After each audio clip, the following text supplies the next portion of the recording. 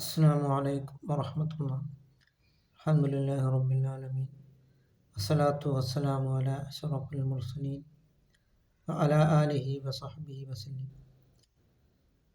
സബഉൽ മൂബിഖാത്ത്, വൻപാപങ്ങൾ ഏഴെണ്ണമാകുന്നു. അതിൽ ഏറ്റവും വലുത് ശിർക്ക് ബില്ലാഹ്, അള്ളാഹുവിനെ കൊണ്ട് ശിർക്ക് വെക്കുക എന്നുള്ളതാണ്.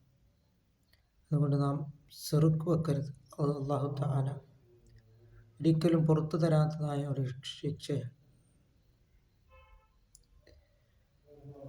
അഷ്ഹദു അല്ലാ ഇലാഹ ഇല്ലല്ലാഹു വഅഷ്ഹദു അന്ന മുഹമ്മദൻ റസൂലുള്ളാഹ്.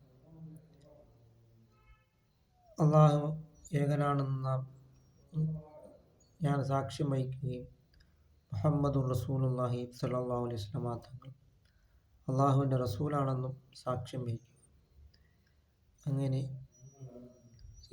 അള്ളാഹുവിൻ്റെ പ്രീതിയിലായിട്ട് നാം ജീവിക്കുവാനും അങ്ങനെ അത്തീഉല്ലാഹ റസൂലഹു, അള്ളാഹു റസൂൽ കരീം സല്ലല്ലാഹു അലൈഹി വസല്ലം തങ്ങളെയും വഴിപ്പെട്ട് നാം ജീവിക്കുവാനും നാം ശ്രമിക്കുക.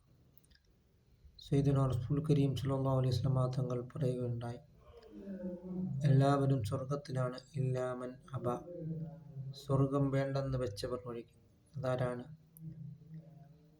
തോന്നിയതുപോലെ ജീവിച്ചു കഴിഞ്ഞാൽ നമുക്ക് സ്വർഗം ലഭിക്കുകയില്ല. തെറ്റുകളിൽ നിന്നും എല്ലാം മാറി നിന്നെങ്കിൽ മാത്രമേ. അന്യപെണ്ണുമായി സംസാരിക്കുന്നത് തെറ്റാണ്. മറ്റുള്ളവരുടെ ഈബത്തും നമീമത്തും പറയുന്നത് തെറ്റാണ്. ഇങ്ങനെ ഉള്ള കാര്യങ്ങളെ തൊട്ട് വിട്ടു നിന്നെങ്കിൽ മാത്രമേ. മൻ അതാഅനി ദഖലൽ ജന്ന, എന്നെ അനുസരിച്ചവൻ സ്വർഗത്തിൽ പ്രവേശിച്ചു എന്നാണ് സയ്യിദുനാ റസൂൽ കരീം സല്ലല്ലാഹു അലൈഹി വസല്ലം തങ്ങൾ പറഞ്ഞിട്ടുള്ളത്.